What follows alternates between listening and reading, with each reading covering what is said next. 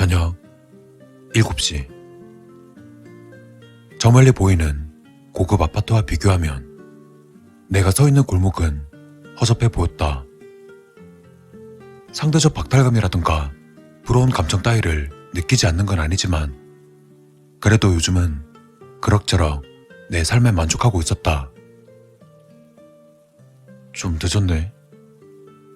종종 걸음으로 고소한 튀김 냄새가 진동하는 옛날 치킨집과 몇 달째 문이 열리지 않는 참치집을 지나 한 칸은 될까 싶은 좁디 좁은 술집에 도착했다. 나무 판자로 솜씨 좋게 만든 입간판에는 엇들어진 글씨로 하소연이란 글씨가 적혀 있었다. 엉성한 테이블 하나에 간단한 안주거리를 만드는 주방, 그리고 영업용 냉장고 하나만 달랑 있는 공간이지만 내가 가진 전부였고 너무도 소중한 곳이었다. 안녕하신가? 가게 문을 열기가 무섭게 손님이 찾아왔다. 남자인 것 같았다. 나이는 아마 30대에서 50대 사이일 듯 했다. 오뎅탕 하나랑 오징어 숙회 좀 썰어줘. 익숙하게 주문한 그는 냉장고에서 술과 잔을 꺼내는 걸 보니 단골이 모양이었다. 안주는 금방 완성되었다. 뜨끈한 오뎅탕과 데친 오징어를 초장과 함께 내가자 남자는 당연하다는 듯 내게 술잔을 내밀었다. 요새는 말이야, 내가 아주 갈 데가 없어. 집에 가면 딸내미 눈치에 마누라 눈치에 쥐들끼리 깔깔대면서 놀다가도 내가 집에 딱 들어가면 둘 다 입 싹 다물고 딸내미는 쥐방에 휙 들어가고 마누라는 거실에서 드라마나 틀어놓고 있고 뭘 말해도 제대로 대꾸도 안 해줘. 내가 아주 숨이 턱턱 막힌다고. 그렇다고 또 회사에 죽지고 있자니 그러면 또 젊은 것들이 내 눈치를 보지 않나. 늙은이는 얼른 집에 가줘야 자기네들도 퇴근해서 애인도 만나고 친구도 만나러 갈 테지. 그렇게 집에도 못 가고 회사에도 못 있으면 난 어디로 가야 되나. 술 한잔 받기도 전에 시작된 하소연은 아주 오랫도록 계속되었다. 그렇게 한참을 이야기하니 어느 정도 쌓인 이야기가 풀렸는지 이번엔 내 이야기를 듣고 싶어 했다. 하소연하는 것만큼 오지랖도 넓은 사람인 듯했다. 그래서 자네는 요새 어떤가? 어머님은 잘 계시고 애인은 아직 없나? 얼른 결혼해야지 자네도. 쉴 새 없이 쏟아지는 질문 공세에 진땀을 빼며 대답을 해야 했다. 어머님은 잘 계시죠? 애인은 글쎄요. 아직 없네요. 적당히 넘어가려 했지만 명절에 찾아뵌 큰아버지처럼 쉽게 넘기진 않았다. 왜 없어? 친구도 있다며. 그 친구한테 여자 소개해달라고 하든가. 아무래도 예전에 내가 이 남자에게도 이런저런 이야기를 많이 했던 모양이었다. 그렇게 잔소리를 한참 듣고 나서야 간신히 풀려날 수 있었다. 속 시원히 떠든 것이 썩 마음에 들었는지 남자는 술값 외에도 팁이라면서 5만원짜리 한 장을 챙겨주기까지 했다. 오늘도 잘 마시고 가네. 난 아무리 생각해도 여기만큼 편한 데가 없어. 자주 보세나. 뭐 당연히 다음에 또 봐도 자네는 날 알아보지 못할 테지만. 그 말을 마지막으로 비쩍비쩍 걸어가는 남자의 뒷모습을 보며 작게 한숨을 쉬고는 가게 입구에 꼼꼼히 적어놓은 하소연 이용 안내 팻말을 바라보았다.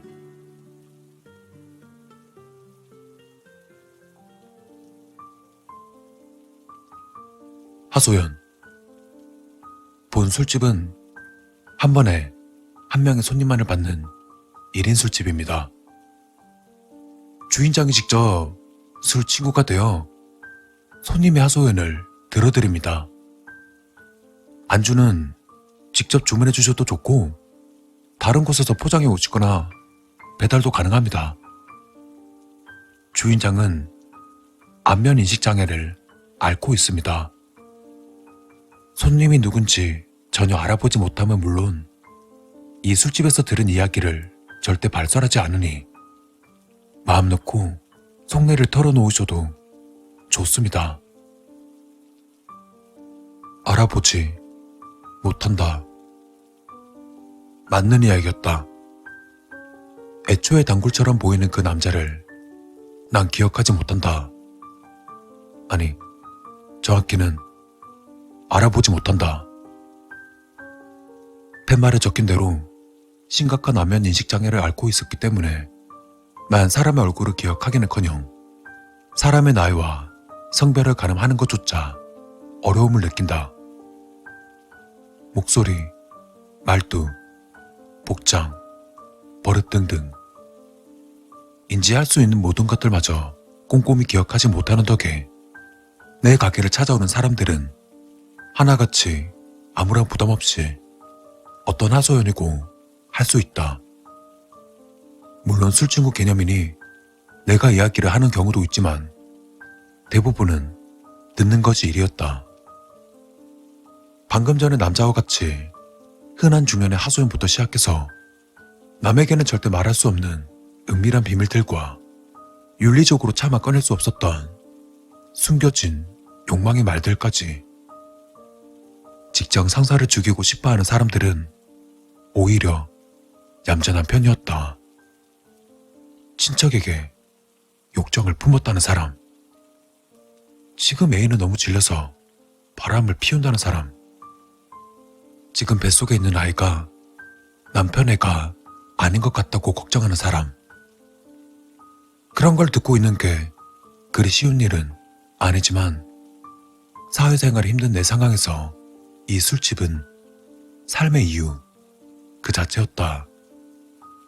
방금 같은 평범한 사람들이 만족하고 돌아갈 때면 나름의 보람 같은 걸 느끼기도 했다. 취기가 살짝 올라오는 걸 느끼며 테이블을 정리하고 있자니 다시금 문 열리는 소리가 들렸다.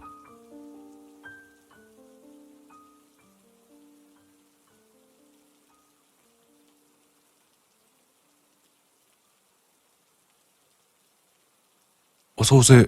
나야.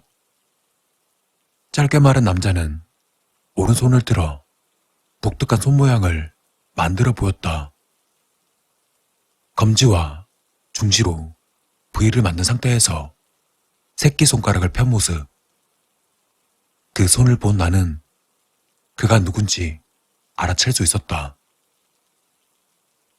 상욱이냐? 이 시간에 웬일이야? 이상욱. 고등학교 때부터 내 유일한 친구이자 3년 전 내가 이 하소연을 차릴 수 있도록 도와준 사람. 얼굴을 알아보지 못하는 날 위해서 저 손동작을 고안한 것도 상욱이었다. 얼굴이나 옷으로 구분 안 돼도 이런 건 알아볼 거 아니야. 이제부턴 내가 너 볼 때마다 이렇게 할게. 그럼 넌 저거 상욱이구나 하면 돼.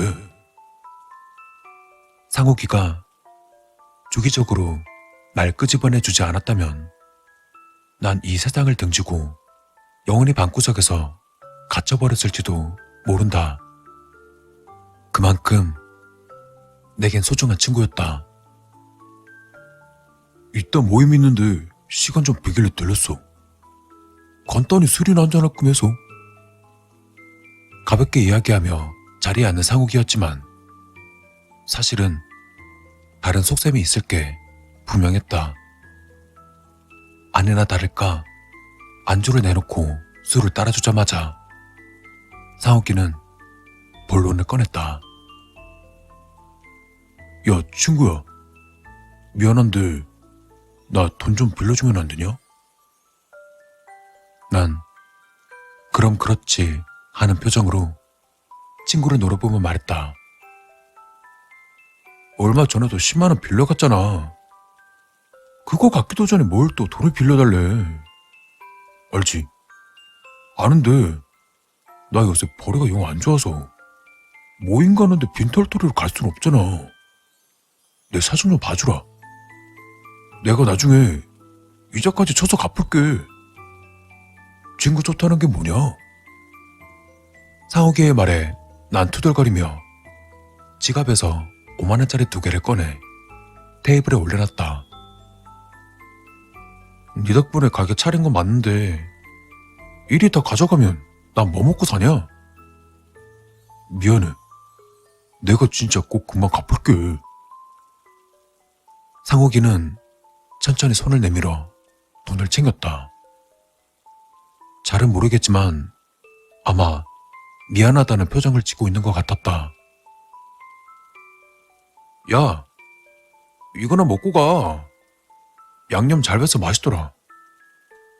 희미하게 미소를 지으며 제육볶음 접시를 녀석에게 밀어주었다. 너무하다는 듯 투덜거리며 말하긴 했지만 사실 돈 빌려주는 것 정도는 전혀 아깝지 않았다. 난 상욱이에게 구원받았고 상욱이 덕에 삶의 이유를 찾았다 해도 과언이 아니었으니 오히려 어떤 걸로도 그 빚을 다 갚을 수 없을 것 같아 미안하기까지 한 수준이었다. 그럼에도 상욱이를 타박하는 이유는 그저 내 표현 방법이 서툴러서일 뿐이었다. 난 제육볶음을 맛있게 먹는 상욱의 모습을 난 흐뭇하게 지켜보았다. 오늘도 잘 먹었어. 돈 고맙고 다음에 또 보자. 친구를 배웅해주고는 콧노래를 흥얼거리며 테이블을 정리했다. 최근 들어 상욱이가 자주 찾아와 주는 덕에 힘이 든지도 모른 채 일할 수 있는 것 같았다.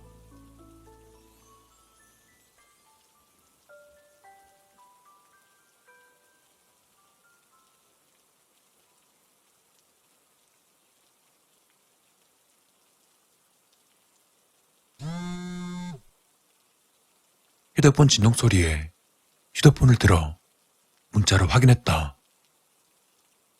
상욱이 아버님이? 상욱이 아버님이 보내신 메시지였다. 번호로 저장한 지 몇 년 되었지만 메시지가 온 건 처음이었다. 그런데 뭐야? 부고? 상욱이네 아저씨가 왜 부고 메시지를 보내셨지? 난 의아해하며 메시지를 열고 내용을 찬찬히 읽어봤다. 부고 고 이상욱님께서 2023년 1월 30일 날 별세하셨기에 상가 소식을 전합니다. 오랜 투병 생활 끝에 먼 곳으로 떠나신 상가 고인의 명복을 빕니다.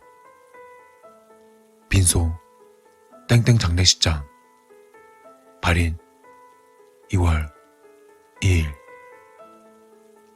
난 메시지 내용을 3번 정도 정독했지만 이해하기 어려웠다. 고 이상옥님 별세 오랜 투병 생활.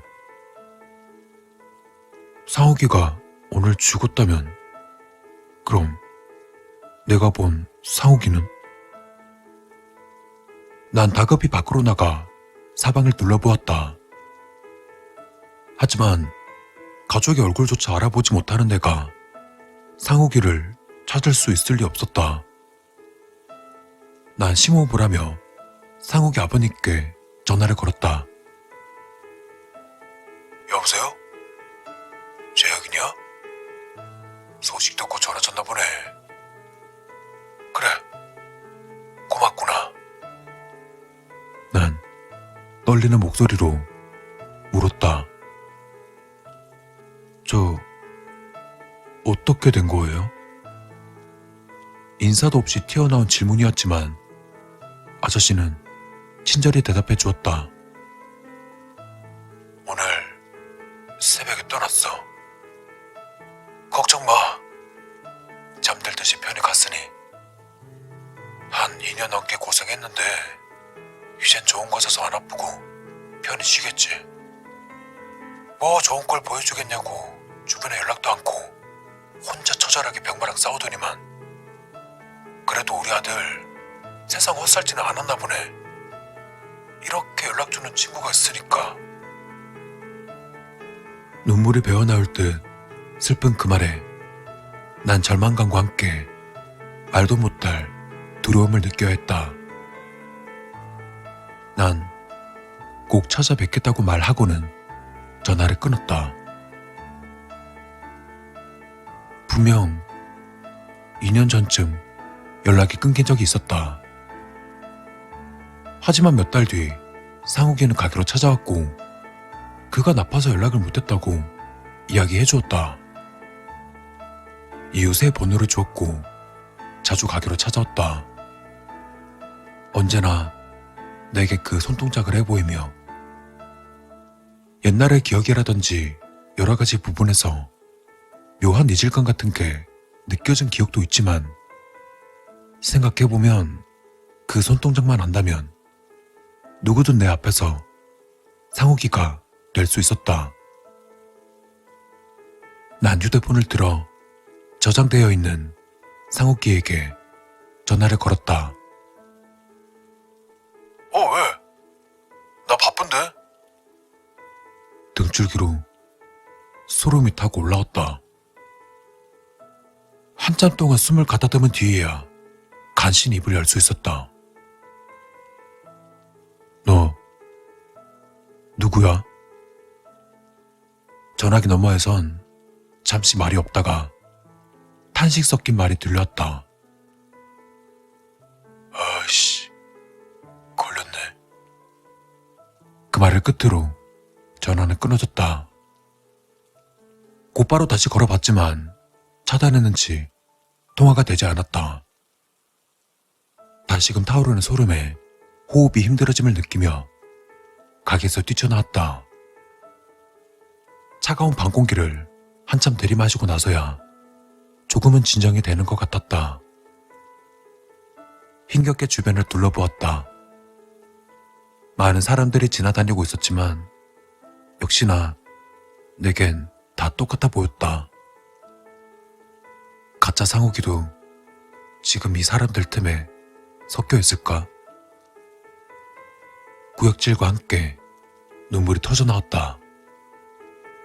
이제 와서 그 가짜가 누구인지 그 모든 것들을 어떻게 알았고 또 왜 그런 짓을 했는지는 중요하지 않았다.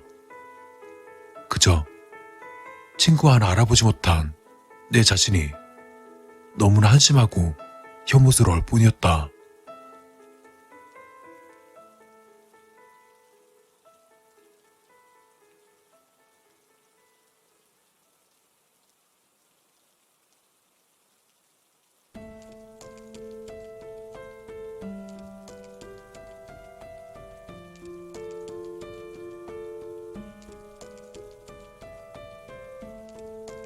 난 천천히 가게로 돌아왔다. 하소연. 언제나 뿌듯하게 바라보던 이 깜판이지만 지금은 헛웃음만 나왔다. 하소연은 무슨 들어줄 깜냥도 안 되는 주제. 이 깜판을 가게 안으로 끌고 들어와서는 버너 위에 올려놓고 불을 켰다. 바싹 마른 나무 간판이 좋은 냄새를 풍기며 타들어가기 시작했다. 죽으면 상욱이 만날 수 있나? 할 게 뭐야. 씨발 알아보지도 못할 거면서. 점차 커져가는 불이 가게로 옮겨 붙는 걸 멍하니 바라보며 난 자주 섞인 웃음을 지어냈다.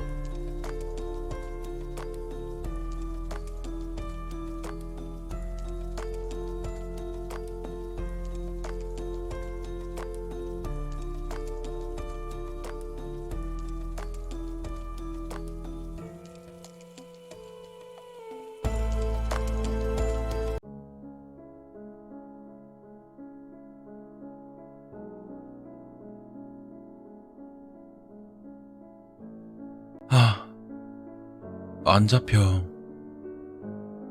재촉이라도 하는 것 마냥 휴대폰을 뚫어져라 쳐다봤지만 전화가 울리는 대신 늦은 밤 흘러만 가는 시간 때문에 한숨만 나왔다. 대리비를 5만 원까지 올렸는데도 기사님이 잡히지 않는다는 건 오늘은 그냥 차에서 자라는 개시인가 싶을 지경이었다. 거나하게 취해서 조수석에 뻗어있는 남편, 또 시끄럽게 떠들어대며 신나게 소맥을 말아주던 남편 친구들은 대리가 잡히지 않는 이 시점에서 쏜살같이 사라져버렸으니 그나마 덜 취한 내가 이 참담한 상황을 헤쳐나가야 될 상황이었다. 기분 좋게 마신 술이 지끈대는 머리를 두드리고 있던 차에 어디선가 웬 남자 하나가 내게 다가왔다. 혹시 대리 필요하세요? 어디로 가세요? 작은 키에 순박한 인상을 한 것이 대리기사 이미지와는 달라서 약간 당황스러웠지만 난 절박함 때문인지 반사적으로 목적지를 알려주었다. 상당히 먼 거리였기 때문에 조금 주저하던 남자는 곧 해맑게 웃으며 대답했다. 4만 원에 가드릴게요. 어떠세요? 난 잠시 생각을 정리해 보았다. 다짜고짜 다가와서 대리를 해주겠다는 것이 못 믿었긴 했지만 인상이 나쁘지 않았고 체격도 위협적이지 않았다. 나도 살짝 취하긴 했지만 남편과 함께 있기 때문에 헛된 짓을 할 가능성은 희박했고 무엇보다 짜증나는 이 상황을 확실히 해결할 수 있는 제안이었기 때문에 거절할 필요는 없어 보였다. 네, 그럼 부탁드릴게요. 내비의 집 주소를 입력하고 뒷좌석에 오르니 남자는 콧노래를 흥얼거리며 운전하기 시작했다. 유쾌한 그를 보니 조금은 마음이 놓였다. 난 평소답지 않게 남자에게 질문을 던졌다. 인상이 되게 선하시고 밝아 보이세요.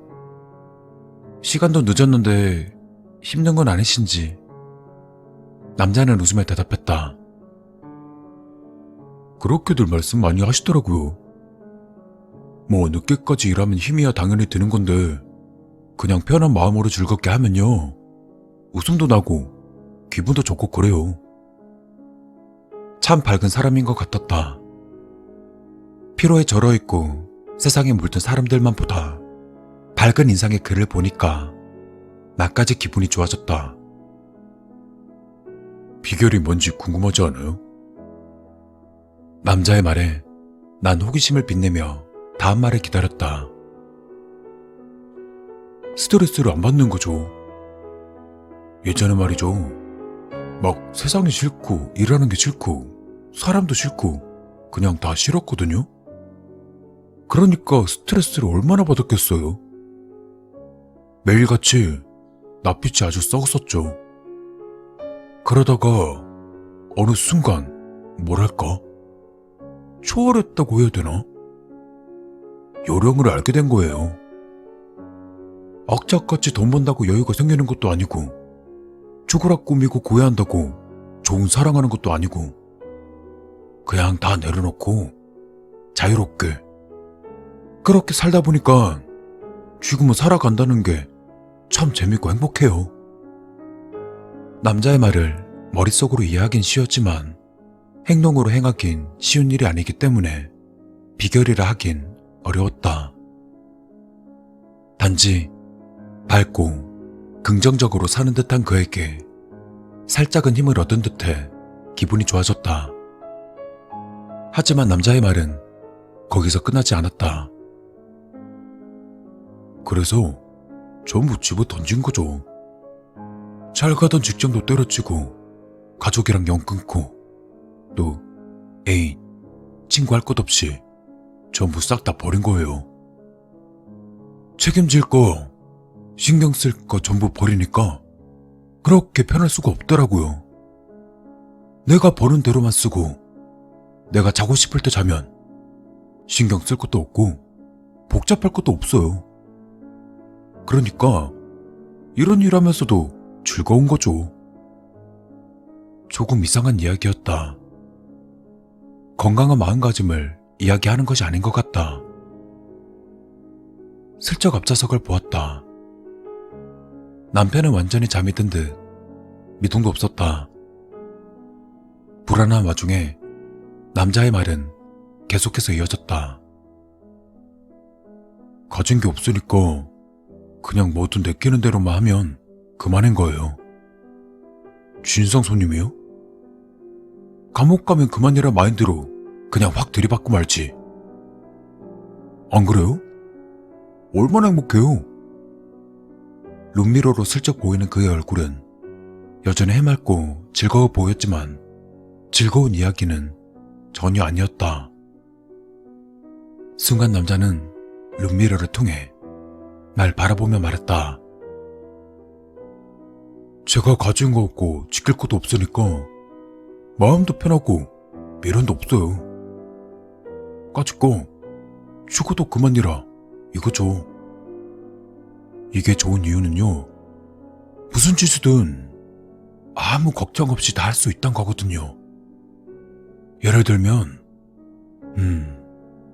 이대로 차를 어디 외진데로 끌고 가서 두 분을 죽인다던가, 아니면 반대쪽에서 달려오는 트럭에 갑자기 정면으로 돌진한다던가. 그는 미소를 띄운 채 룸미러를 통해 계속해서 내 얼굴을 살폈다. 지금 이 남자는 농담하는 거겠지? 난 떨리는 심장을 부여잡고는 천천히 휴대폰을 들었다. 운전하면서도 휴대폰 꺼내는 거 다 보입니다. 휴대폰 불빛이 번쩍번쩍하네 아주. 휴대폰 집어넣으세요.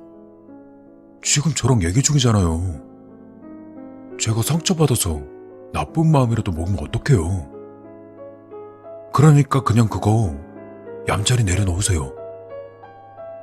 난 아무런 소리도 하지 못하고 조용히 휴대폰을 내려놓았다.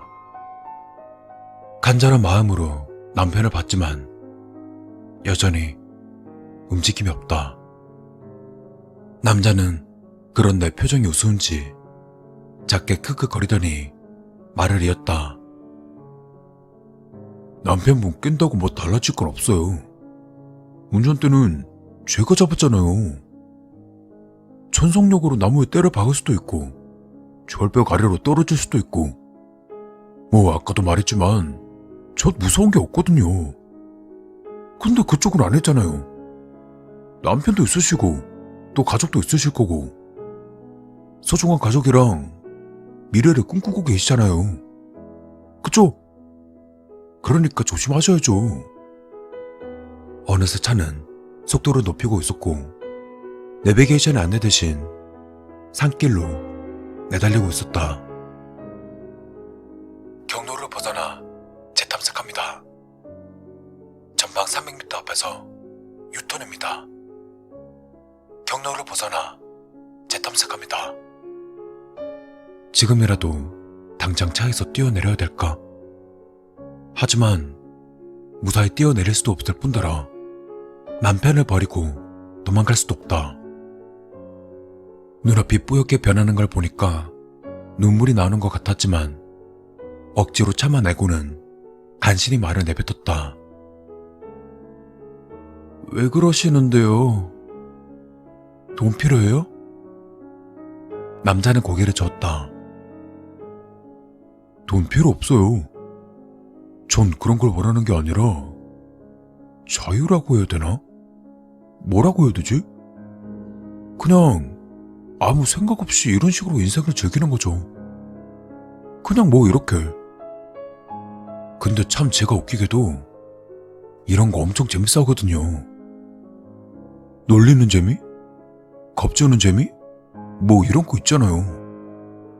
지금 그쪽에 눈물 그렁그렁해서 겁먹는 것도 재밌고, 여기 제 옆에 남편분은 자는 척하면서 눈치 보고 있는 것도 재밌고. 아이씨, 깨셨으면 연기하지 말고 눈 뜨세요. 남편은 천천히 눈을 뜨고는 걱정스럽게 날 돌아보았다. 남편은 강한 어조로 옆자리의 남자에게 말했다. 우리만 내려주고 차랑 지갑 다 가져가. 안전하게 내려주기만 하면 신고 안 할게. 괜히 일 크게 만들지 말고 그렇게 하자. 남자는 크게 웃으며 세차게 고개를 저어댔다. 그게 무슨 말씀이세요? 제 말 못 들으셨어요? 전 강도 같은 거 아니에요. 전 돈이고 차고 다 필요 없는데요? 전 그냥 제가 할 수 있는 걸 즐기는 게 좋다니까요. 당신이 살아나려고 열심히 머리 굴리는 꼴이라든가 뭐 그런 거요. 무슨 생각하는지는 뻔하거든요. 혹여나 제게 덤벼들어서 몸싸움할 생각은 하지 마세요. 뭐 힘이야 제가 한참 딸리겠지만 제 주머니에 쓸만한 것들이 몇 개 있거든요. 싸우면 이기지야 못하겠죠.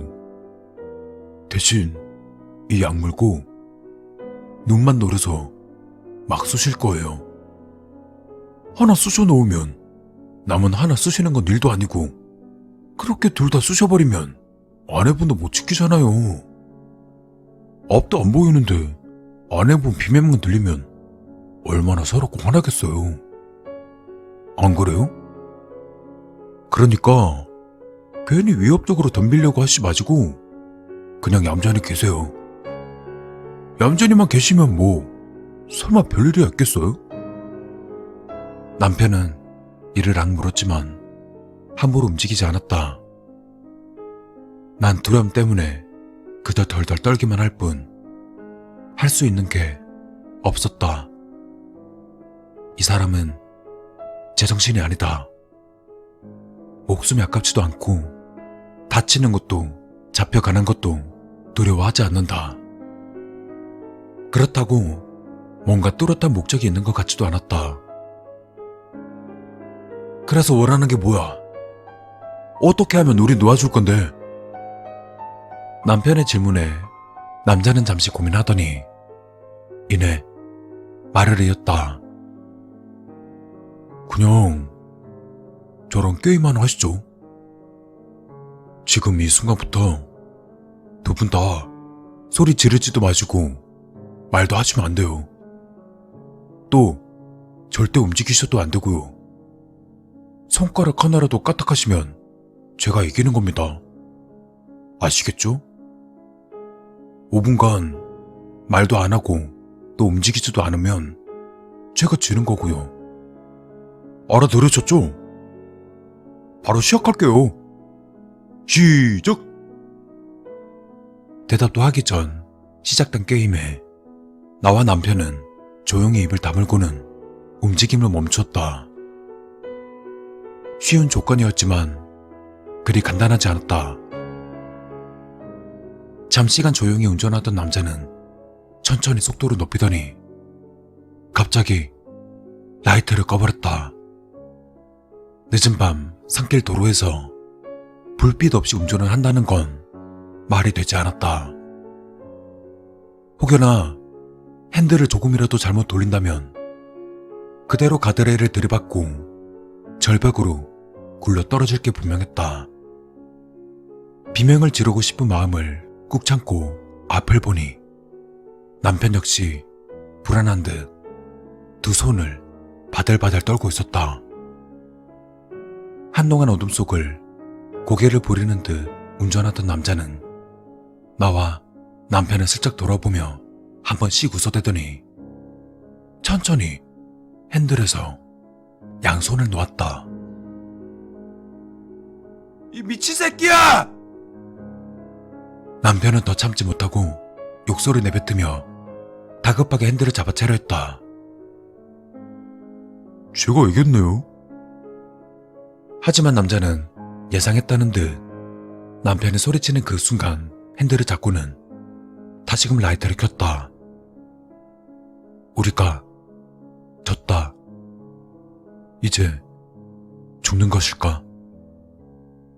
나와 남편은 불안한 마음으로 남자의 다음 말을 기다렸다. 재밌었습니다. 저랑 게임해 주셨으니까 약속한 대로 안전하게 모셔드릴게요. 의외의 말에 우린 서로를 바라보며 의아했다. 왜요? 제가 그랬잖아요. 그냥 저랑 게임하자고. 이기면 풀어주겠네. 지면 죽이겠네. 뭐 이딴 얘기 안 했잖아요. 재밌게 놀았으니까 안전하게 모셔다 드릴 일만 남았네요. 도착할 때까지 얌전히 계세요. 막 욕하고 그러시면 저도 진짜 화낼 겁니다. 남자는 그 말의 끝으로 말릴 새도 없이 블랙박스를 조작해서는 영상을 모두 포맷했다. 그리고는 정말로 얌전히 차를 몰아서 우리 집 앞으로 몰고 갔다. 4만 원입니다. 이 미친 새끼야.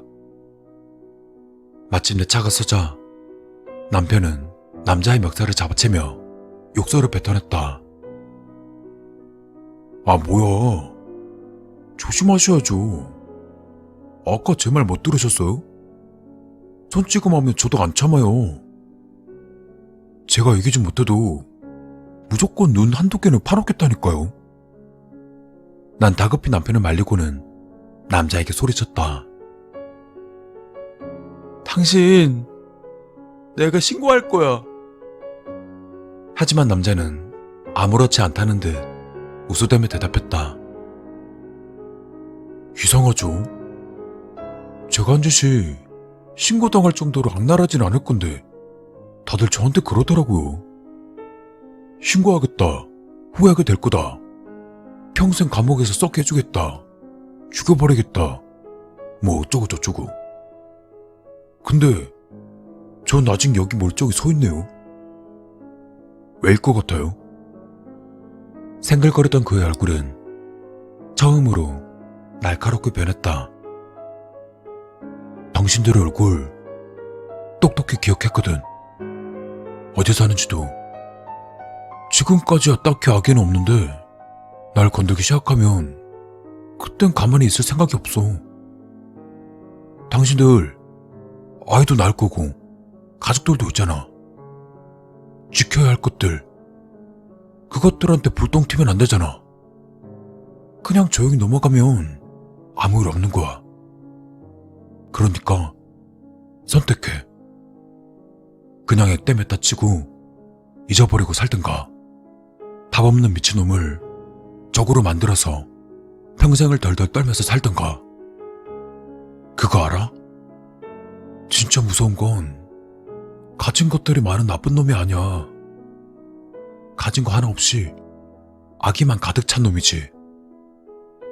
나와 남편을 죽일 듯 한동안 노려보던 남자는 이내 표정을 풀고는 다시금 밝은 얼굴로 말을 이었다. 손님, 4만 원입니다. 떨리는 손으로 만원짜리 지폐 넉 장을 건네자 남자는 기쁘게 돈을 받아들며 말했다. 감사합니다. 약속대로 앞으로 다시 볼 일 없겠네요. 몸 조심하시고요. 남자는 그 말의 끝으로 천천히 멀어져갔다. 여보, 그냥 다 잊어버리자. 그리고 이사가자.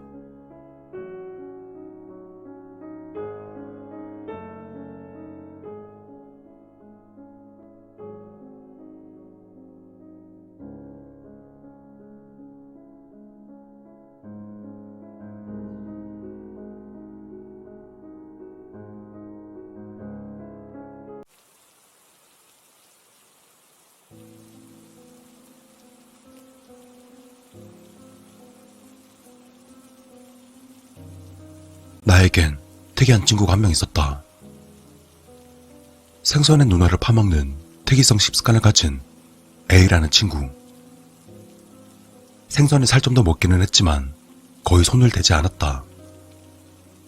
고등어, 굴비, 그리고 작은 멸치 눈알까지 파먹었다. 난 집에선 이쑤시개로 멸치 눈알도 파먹는다. A는 급식으로 나온 멸치볶음을 입에 넣으며 말했다. 왜 눈알을 먹는 거야? 내가 물었다. 눈알 공포증 때문에. 난 눈 마주치는 걸 상당히 무서워하거든. 그래서 뭐가 없애는 거야. 실제로 A는 사람과 대화할 때 눈을 잘 마주치지 못했다. 말도 안 돼.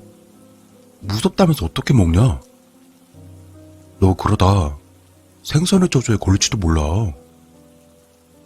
내가 우스갯소리로 말했다. A는 유독 커다란 눈으로 눈웃음을 한번 지어 보이곤 재빨리 내 눈을 피했다. 어느 가을의 토요일, 난 A의 집에 숙제를 한다는 핑계로 놀러가서 늦은 오후까지 놀고 있었다. A의 집에는 하얀색 털을 가진 고양이가 있었다. 나도 동물을 키우고 싶었지만 부모님의 반대로 키우지 못하고 있는 상황이었던지라 그 고양이를 무척이나 예뻐했었다. A의 집은 계단이 있는 커다란 2층 집으로 어머니의 취향이었는지 거실은 고풍스러운 무늬가 그려진 빨간색 벽지로 뒤덮여 있었다. A의 방 벽지에는 어울리지 않는 분홍색 장꽃 무늬가 가득 수놓여 있었다. A의 어머니는 시간이 늦었다며 저녁 식사를 하고 가는 것을 권하셨다. A의 어머니는 서구적이고 날카로운 큰 눈에 핏줄이 살짝 비칠 정도로 하얀 피부를 지니셨고 다이어트를 혹독하게 하셨는지 아주 깡마른 몸을 가지고 계셨다. 게다가 짙은 파란색 원피스를 입고 계셔서 그런지 표정은 웃고 있었지만 왠지 서늘한 느낌이 들었다. 그리고 그의 어머니 역시 내 눈을 잘 마주치지 못하셨다. 반대로 A의 아버지는 동양적인 작고 긴 눈에 뻣뻣한 정장타림이었다. 어머니와 달리 거의 무표정을 유지하고 계셔서 그런지 역시나 서늘한 인상을 풍겼다. 그리고 아버지 역시 나와 눈이 마주치자마자 시선을 돌리셨다. 유전인가? 난 식탁 의자를 빼고는 A의 집 식탁에 앉았다. 식탁에는 방금 만들어져 따끈해 보이는 계란말이, 동태찌개, 멸치볶음, 열무김치, 그리고 각자 한 마리씩 통째로 놓인 굴비가 있었다. A는 어김없이 굴비의 눈알을 쏙 파냈다. 그러고는 그걸 오물오물 씹으며 굴비 살점이 그대로 남은 그릇을 내게 밀어주었다. 넌 눈이 정말 무서워. 웃음기 없는 목소리로 A가 말했다. A는 동태찌개에 든 동태와 멸치볶음의 멸치마저도 이쑤시개로 눈알을 쏙 빼서 먹었다. 그리고 더욱 놀라웠던 점은 A의 어머니와 아버지마저도 생선의 살점은 거의 먹지 않고 눈알만 파서 드셨던 것이다. 동태와 굴비 그리고 멸치들은 모두 차례대로 눈알들을 잃어가고 있었다. 눈이 없는 생선들이 가득한 식탁은 왠지 기이해 보였다. 이것도 유전인가? A의 가족들은 남은 살점들을 모두 나에게 권했다. 굴비 좋아하지? 많이 먹거라. 내 앞으로는 양쪽 눈알이 모두 파인 굴비 3마리가 놓였다. 이상한 가족이라고 생각하며 난 눈알이 없는 불쌍한 생선들을 먹었다.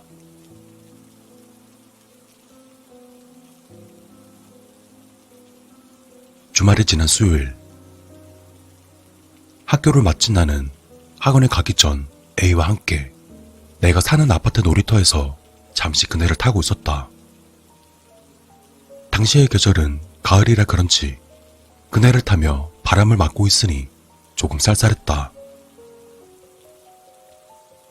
나 이제 학원 갈 시간이야. 내가 말했다. 그래? 나도 집에 갈래. A가 말했다. 우리는 그네에서 내려 길을 걸었다. 헌데 자동차들이 빼곡히 주차되어 있던 골목에 형체를 알아보기 힘든 검은 물체가 있었다. A야, 저거 보여? 저게 뭐지? 우린 검은 물체를 확인하기 위해 가까이 다가갔다. 그렇게 조금 더 가까워지자 그것의 정체를 알게 되었다. 난 깜짝 놀라 재빨리 몸을 뒤로 돌렸다. 그것은 죽은 지 얼마 되지 않은 검은 고양이의 시체였다. 그리고 그것의 백가죽 사이로 내장이 조금 흘러나와 있었다. 생전 처음 보는 동물 시체에 꽤나 충격을 받았다. 차에 치인 건가? 눈을 가렸던 두 손을 조심스럽게 벌려 죽은 고양이를 살펴보았다. 고양이의 두 눈은 총명한 빛을 잃은 채 가만히 허공을 응시하고 있었다. 그렇게 얼마간의 시간이 흐르고 충격이 조금 없어지자 죽은 고양이가 불쌍하다는 생각이 들었다. 고양이 불쌍하다. 그치? 우리가 묻어줘야 하나? A는 나보다도 더 놀랐는지 아무런 말도 없었다. 어른들 불러올까? 그냥 가자. A가 처음으로 입을 열었다. 왜? 불쌍한데. 그냥 가자. A는 얼른 그 자리에서 벗어나고 싶었던 건지 몸이 건조한 목소리로 같은 말만 반복했다. 고양이를 키우고 있어서 그런지 더욱 충격이 큰 듯했다. 알았어. 그냥 가자. 내가 말했다. 조금 멍한 채로 길을 걷다가 A와 헤어졌다. 난 학원에 다가가는 도중에서야 놀이터 그네에 가방을 두고 왔다는 것이 생각났다. 놀이터에 가려면 시체를 또 봐야 하는데. 난 어쩔 수 없이 다시 놀이터로 발걸음을 돌렸다. 그러다 고양이 시체를 발견했던 그 길목을 재빨리 지나가는데 언뜻 A를 본 것 같았다. 난 천천히 뒤로 돌아 A가 있는 쪽으로 조심스럽게 걸어갔다. 그 속에 쪼그려 앉아있는 A의 뒷모습이 보였다. 저긴 고양이 시체가 있었던 곳인데. 의아해진 나는 A에게 다가갔다. A야. 난 A를 부르려다 멈칫하고선 그대로 집을 향해 뛰쳐갔다. 놀이터에 있는 책가방도 지각 위기에 놓인 학원도 잊어버린 채였다. A는 손가락으로 죽은 고양이의 눈알을 파내고 있었다. 헐레벌떡 뛰어가면서도 생각을 멈출 수가 없었다. 잘못 본 건 아닐까? 아니야. 아까 충격받아서 헛것을 본 걸지도 몰라. 그러다 이내 뜀박질을 멈추며 생각했다. 다시 가보자. 난 쌀쌀해진 바람을 온몸으로 맞으며 빠른 걸음으로 걸었다. 그리고 길목에 도착하니 A는 사라진 상태였다. 고양이는 여전히 그 자리에 있었다. 난 미간을 찌푸리며 천천히 다가가 고양이의 얼굴을 확인했다. 고양이의 두 눈이 있던 자리는 텅 비어 있었다. 그리고 눈 근처에는 아직 마르지 않은 피가 흥건했다. 그에 난 놀라서 뒤로 자빠졌다. 난 곧바로 몸을 일으켜 집으로 뛰쳐갔다. 역시 잘못 본 게 아니었다. A는 왜 고양이의 눈을 파낸 걸까? 그러다 문득 A의 집에서 있었던 일이 떠올랐다. A의 가족들이 생선의 눈을만 모조리 파먹은 뒤 눈알이 없는 생선들을 내밀던 모습이 머릿속에서 재생되었다. 설마 아니겠지? 다음날 잠을 제대로 이루지 못해 피곤에 찌든 눈으로 학교에 가자 A는 아무렇지 않게 나를 반겼다. 오늘 급식도 생선이었으면 좋겠다. 난 차마 A의 눈을 바라보지 못했다. 어제 그 고양이 말이야. 내가 말을 꺼냈다. 그 죽은 고양이? 불쌍했지? 묻어줄 걸 그랬나? 그리고 A는 아무렇지 않게 말을 이었다. 근데 고양이 눈은 참 예쁜 것 같대. A가 내 눈을 피해 허공 언저리를 바라보며 말했다. 난 결국 어제 있었던 일에 대해 묻지 못했다. 어느덧 시간이 흘러 겨울방학이 되었다. 그리고 집에서 다음 학년 공부를 하던 중 A에게 전화가 왔다. 내일 네 생일이라 생일 파티 할 거야. 너도 우리 집으로 와. 그래? 알겠어. 별로 내키지 않았지만 그래도 학교 다닐 때 가장 친하게 지낸 친구였던 A의 제안을 승낙했다. A의 생일날, 난 조금 이른 시간에 A의 집으로 가서 초인종을 눌렀다. A가 문을 열어줬다. 일찍 왔네? 어서 와. A는 생일이라 그런지 기분이 좋아 보였다. 생일 축하해. 내가 말했다. 고마워. 들어와. 난 A의 집으로 들어갔다. 집으로 들어가자 A의 어머니가 나를 반겨주셨다. 어머, 어서 와. 일찍 왔구나. A의 어머니는 커다란 부엌에서 무언가에 튀김옷을 묻혀 펄펄 끓는 기름에 담그고 계셨다. 헌데 자세히 보니 사람의 것만한 크기의 눈알이었다. 생일에만 먹는 연어 눈알튀김이야. 엄청 맛있을 거야. A는 침을 꾹꾹 삼키며 말했다. A의 아버지는 낑낑대며 연어의 눈알을 뽑고 계셨다. 눈알에 붙은 살구색 살점은 연어의 눈알과 함께 두두둑 뜯겨나갔다. 소파에 앉아서 기다리렴. 음식은 금방 준비될 거야. A의 어머니가 말씀하셨다. 오랜만에 보아서 그런지 더욱 창백해 보이는 얼굴이었다. 눈가의 섀도우는 새까매 진했고 양쪽 귀에는 샹들리에 모양의 반짝이는 귀걸이가 달려있었으며 고급스러운 짙은 보라색 원피스 위로는 프릴이 달린 하얀색 앞치마 차림이었다. A의 생일이라 신경을 쓰신 모양이었다.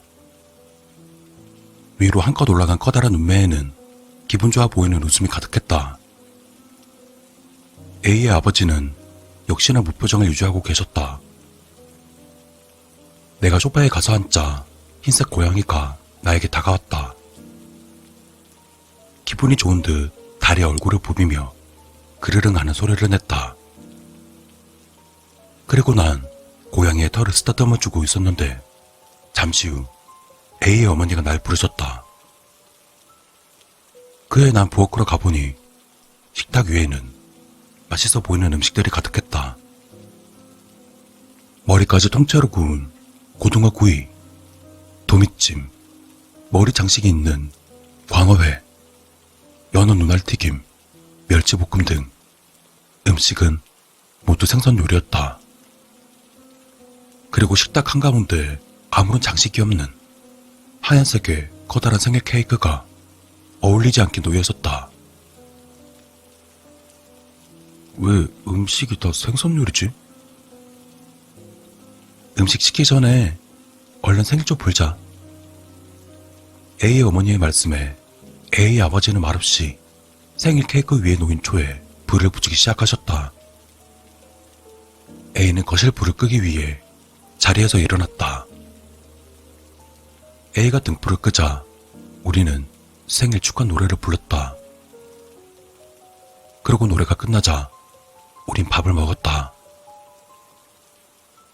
A는 연어 눈알튀김을 호호 불어가며 먹었고 A의 아버지는 광어 머리에서 파는 눈알을 멀컹멀컹 씹고 계셨으며 A의 어머니는 도미찜에서 눈알을 골라내어 밥에 올려놓고 으깨어 양념과 함께 비벼 드셨다.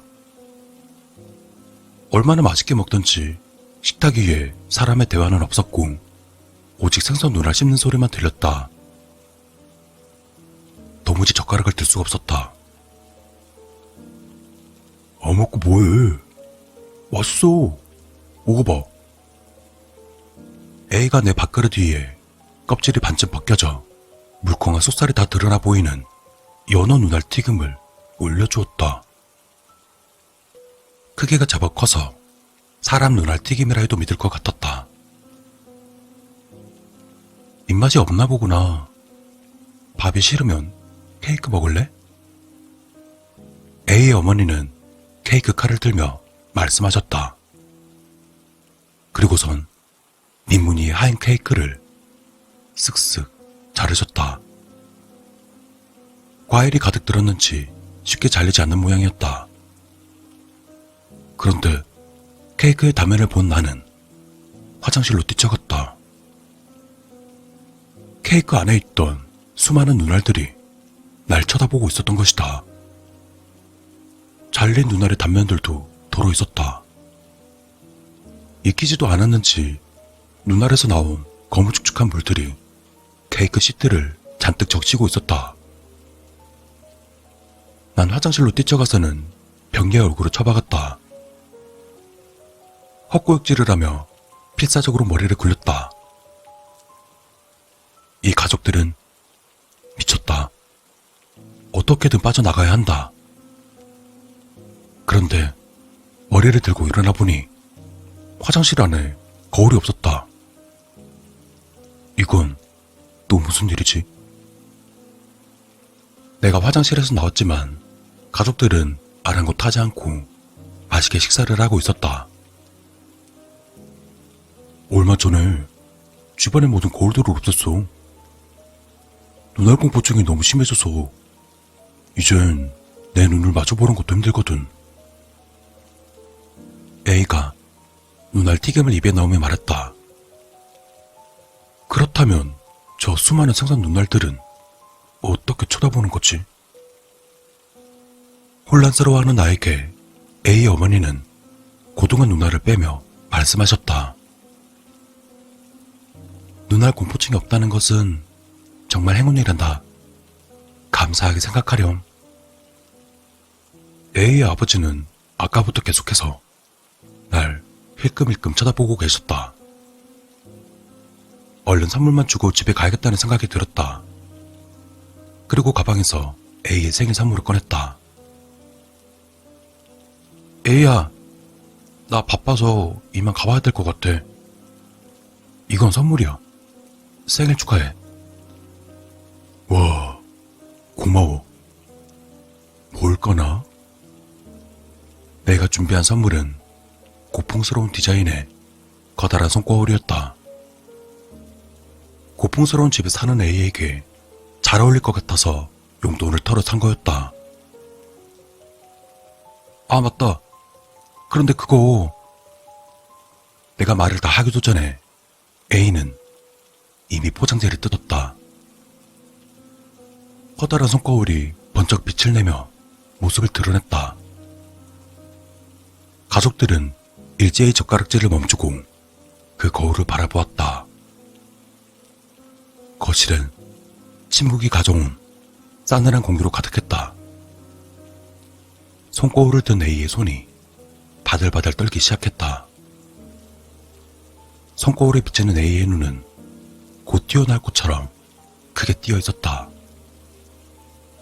입가엔 생선 눈알에서 나온 육즙이 반들반들하게 묻어 있었다. 난 이상한 분위기에 압도되어 아무런 말도 하지 못한 채 얼어 있었다.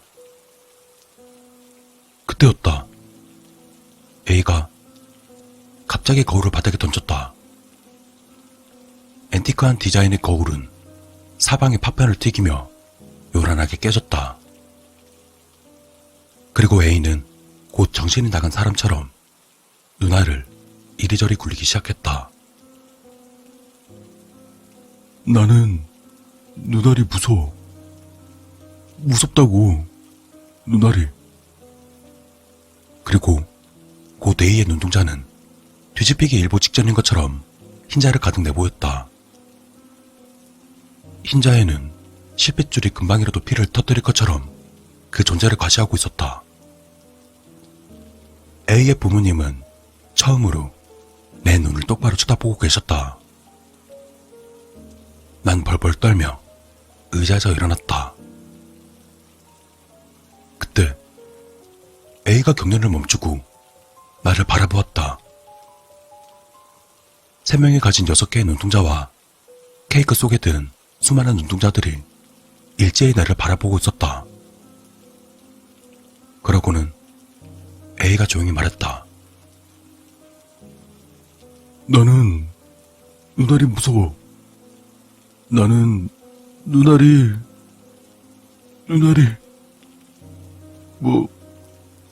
먹고 싶어. A는 갑자기 나에게 달려들었다.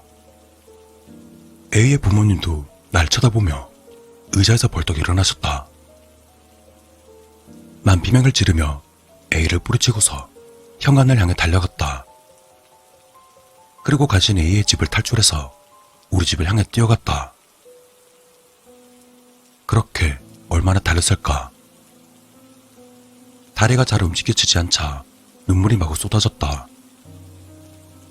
결국 난 얼마 가지 못해 다리에 힘이 풀려 넘어지고 말았고, 난 곧바로 뒤를 돌아보았지만 A는 보이지 않았다.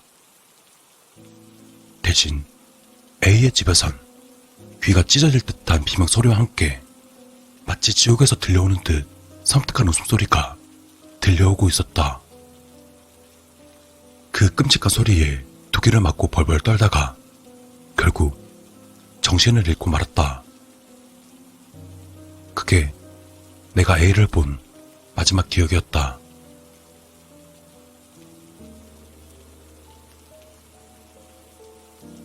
난 주민의 신고로 병원으로 실려갔고 다음 날이 되어서야 비로소 깨어날 수 있었다. 그리고 그날 밤 TV 뉴스를 통해 A의 근황을 들을 수 있었다.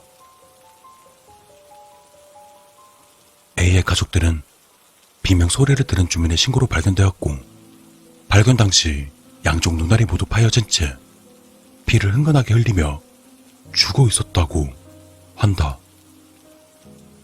하얀 고양이도 함께 말이다. 그리고 그들의 입안에는 각각 누구의 것인지 구별할 수 없을 정도로 손상된 눈알의 잔해들이 가득했다고 한다. A의 가족들이 사람들의 눈을 피했던 이유는 눈알 공포증 때문이 아니라 눈알 집착증 때문이었던 것이다.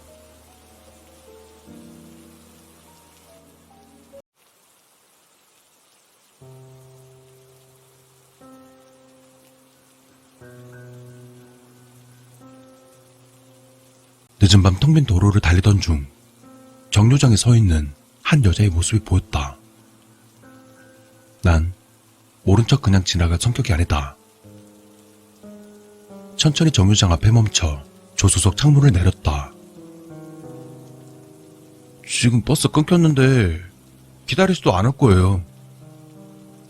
내 말에 여자는 약간 당황한 듯 대답했다. 네? 아, 그래요? 난감해하는 그녀를 보며 다시 말을 건네었다. 괜찮으시면 좀 태워다 드릴까요? 어디로 가세요? 여자는 고민하는 듯 하더니 작게 고개를 끄덕이고는 목적지를 말해주었다. 아, 마침 집 근처네요. 타세요. 근처까지 모셔다 드릴게요. 여자는 감사히 인사를 하며 차에 올랐다. 이 늦은 시간에 어딜 다녀오던 길이세요? 그냥 산책이요. 요새 머리가 좀 복잡하거든요.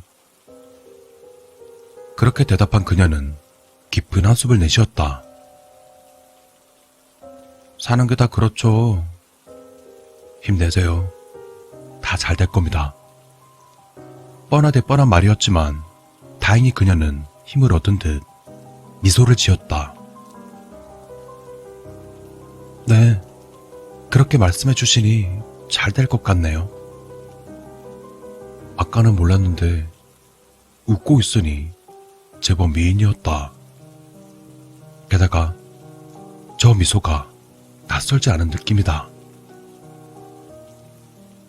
저기, 근데 혹시 우리 어디서 본 적 있나요? 별 생각 없이 던진 질문은 마치 유치한 작업 멘트 같이 되어버렸다. 멍청한 나를 속으로 욕하던 그때 그녀는 여전히 웃는 얼굴로 고개를 저으며 대답했다.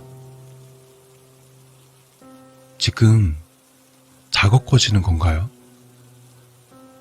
여자는 내 말을 의도적으로 건넨 농담으로 생각한 모양이다. 오히려 다행이라고 생각하며 난 어깨를 으쓱해 보였다.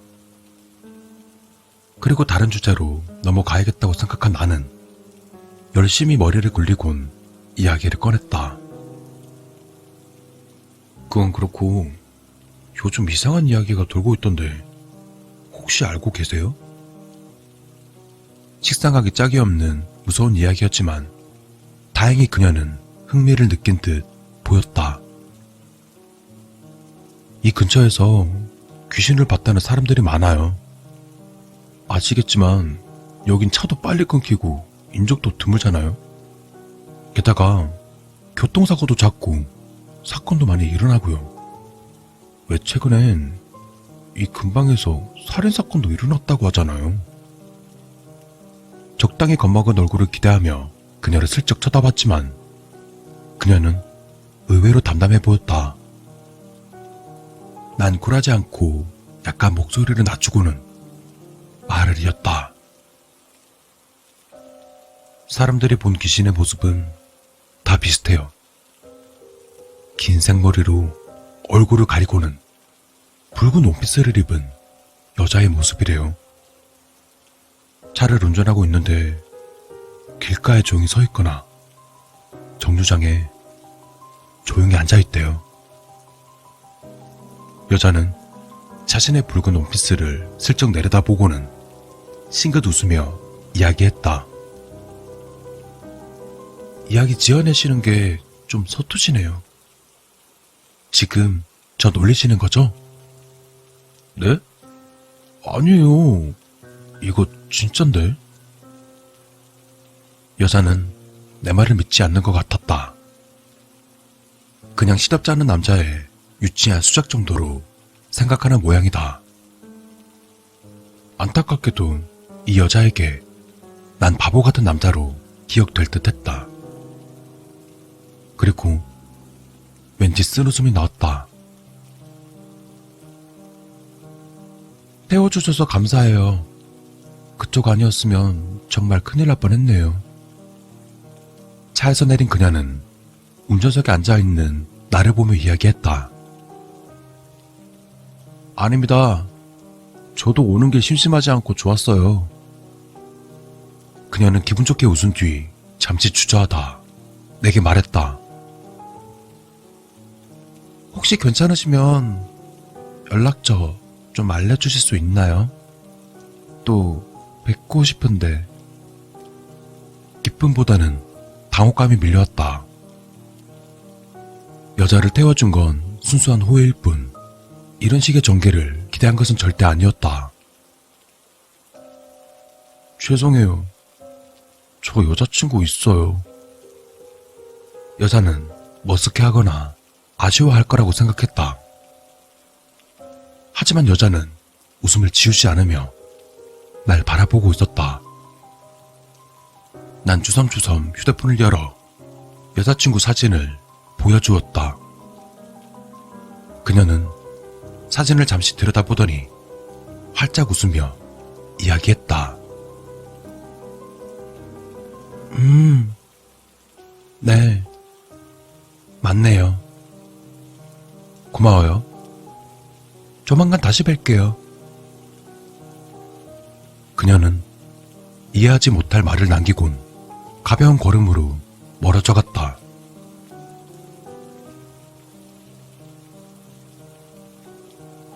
집으로 돌아온 나는 곧바로 여자친구에게 메시지를 작성했다. 이제 막 도착했다며 메시지를 보내고 얼마 뒤 답장이 오는 소리가 들렸다. 그리고 곧바로 메시지 창을 열었다. 안 돼. 피투성이가 된 채 땅에 반쯤 묻힌 여자친구의 사진을 볼 수 있었다. 충격적인 모습에 정신을 차리기도 전에 전화가 걸려왔다. 여자친구의 휴대폰임을 확인한 나는 급히 전화를 받아 다급하게 말했다. 여보세요? 뭐야? 너 괜찮아? 어떻게 된 거야? 그냥 장난이라고 말하는 여자친구의 목소리를 기대하며 휴대폰에 귀를 기울였다. 여자친구 있으시다고요? 방금 내려준 그 여자의 목소리였다. 아니에요. 3시간 전부터 없었어요. 뭐라고 소리치려 하던 내 뒤에서 인기척이 느껴졌다. 그녀가 웃으며 휴대전화를 통해 이야기하고 있었다. 태워다 주셔서 감사해요. 큰 짐 옮기고 땅에 묻느라 힘이 다 빠졌었거든요. 갈 때는 버스 타고 어떻게든 갔는데 버스가 끊길 줄은 몰랐네요. 그리고 그녀는 소름 돋게 웃으며 휴대폰을 닫고 말했다. 항상 주변을 맴돌았는데 모르시네요. 좀 실망인데요? 여자의 얼굴이 익숙한 듯 느껴졌던 게 착각이 아니었던 모양이다. 이제 저랑 만나실 수 있겠네요. 방해꾼이 없으니까. 분노에 휩싸인 나를 보며 그녀는 전기 충격기를 꺼내들었다. 싫으셔도 상관없어요. 어차피 도망도 못 가요, 당신. 다리 한쪽이 없어도 전 당신을 영원히 사랑할 테니까. 그녀는 한켠에 놓인 도끼를 바라보며 미소를 지었다.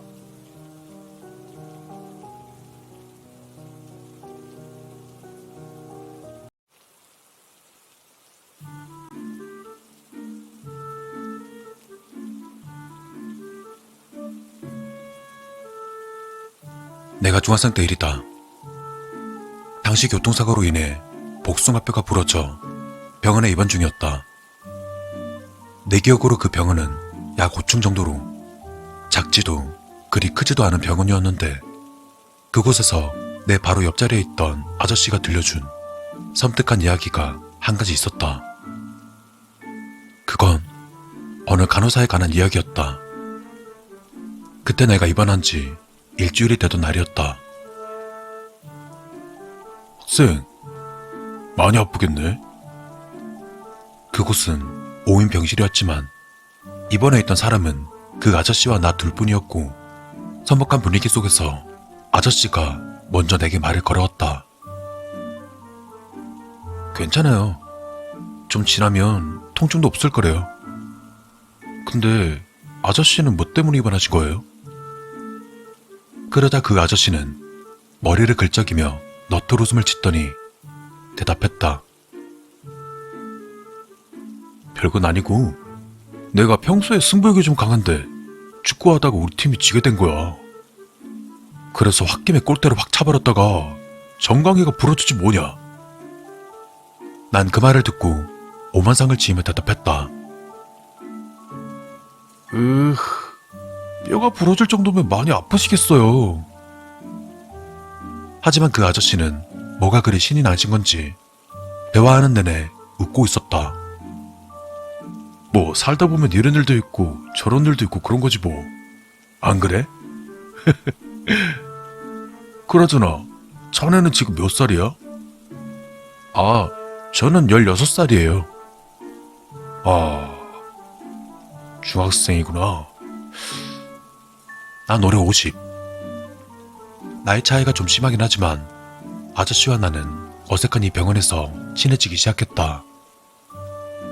둘 다 다리를 다친 환자라서 이동할 때면 항상 휠체어를 써야만 했고 화장실을 갈 때도 바람 쐬러 나갈 때도 우린 꼭 붙어 다녔다. 마치 아빠와 아들처럼. 부모님은 맞벌이 하시는 탓에 처음 입원할 때 외에는 잘 들려보지 못하셨다. 한창 놀고 떠들 나이에 당신 아로선 아저씨가 옆에 있어 참 다행이었다고 생각했다.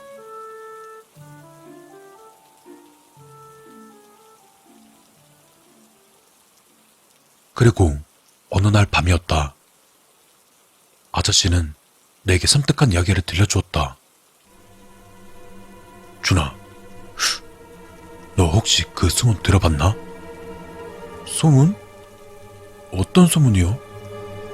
이 병원에 간호사 귀신이 있다는 거 말이야. 순간 웃음이 터져 나왔다. 아저씨는 말 그대로 아저씨 나이였는데 이런 유치한 소문을 믿나 싶어서 말이다.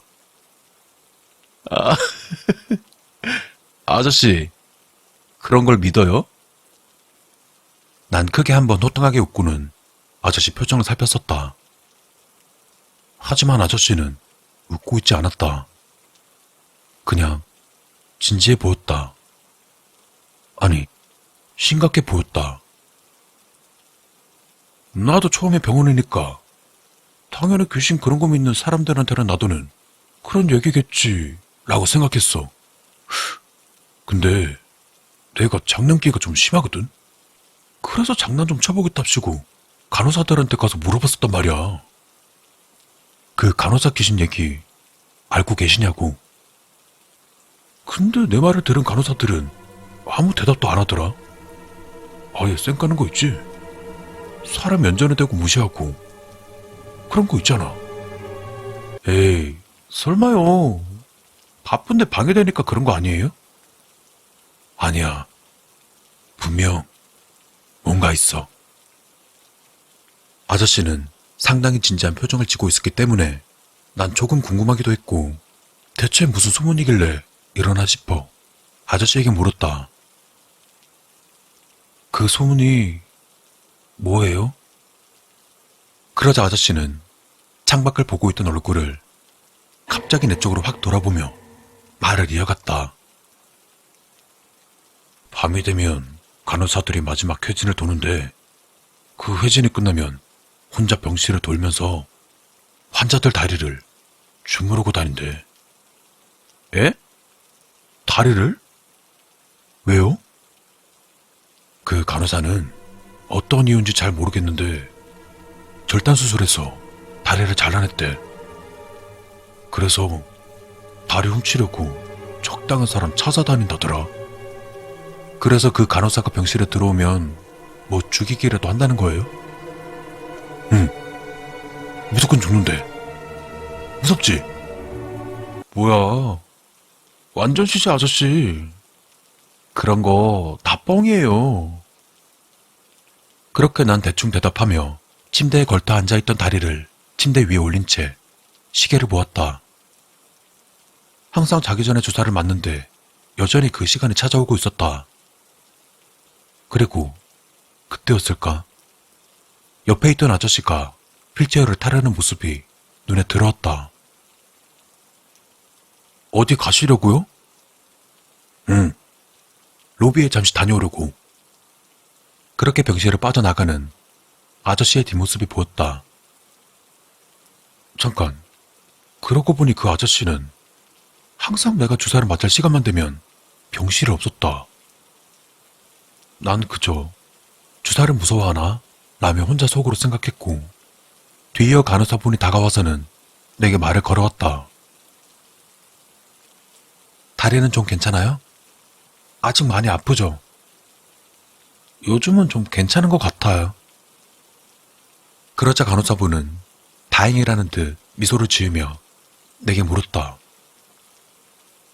그나저나 저녁엔 여자친구랑 통화하나 봐요. 네? 저 여자친구 없는데. 머쓱한 표정으로 간호사를 쳐다보자 그분은 내 팔에 거즈를 문지르며 다시 물었다. 밤마다 굉장히 기분 좋아 보이던데 그럼 누구랑 그렇게 통화해요? 이게 무슨 소리일까 싶어 난 대답했다. 아, 통화하는 게 아니라 여기 아저씨랑 수다 떠느라 많이 시끄러웠나 보네요. 죄송해요. 앞으로는 조심할게요. 그러자 간호사는 무표정한 얼굴로 고개를 들었다. 그리곤 나를 뚫어져라 쳐다보며 말했다. 그게 무슨 소리예요? 여긴 학생 혼자밖에 없는데. 아, 친구 면회? 아니, 그게 아니라 혼자라뇨? 여기 제 옆자리에 아저씨. 순간 말문이 막혔다. 이게 무슨 상황일까 싶었다. 그러다 문득 매일 밤마다 아저씨가 날 위로하며 빨리 나으라고 내 다리를 주물러주던 것이 생각났다. 그것도 내가 잠든 후에 말이다. 그때 갑작스레 병원 복도에서 비상벨이 울리기 시작했고 간호사는 이야기를 하다 말고 주사만 얼른 놓은 채 잠시 기다리라는 말과 함께 황급히 병실을 빠져나갔다. 그리고 그날 밤 아저씨는 돌아오지 않았다. 그 다음날도 또 그 다음날도 병원에서 태어날 때까지 난 아저씨를 보지 못했다.